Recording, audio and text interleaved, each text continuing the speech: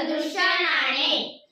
साहित्य 2 काचेचे पारदर्शक ग्लास, 2 नाणी. पाणी. प्रथम 1 नंबरच्या ग्लास खाली आपण हे नाणे ठेवूया. नंतर 2 नंबरच्या ग्लास मध्ये हे नाणे ठेवूया. नंतर दोन्ही ग्लास मध्ये पाणी टाकूया. आमच्या प्रयोगाचे नाव आहे उष्णतारोधक फुगा. साहित्य मेणबत्ती, माचीस, हवेने भरलेला फुगा, पाण्याने भरलेला फुगा. कृती. प्रथम आपण मेणबत्ती पेटवून घेऊया. आमच्या प्रयोगाचे नाव आहे पाण्याचा पृष्ठीय ताण.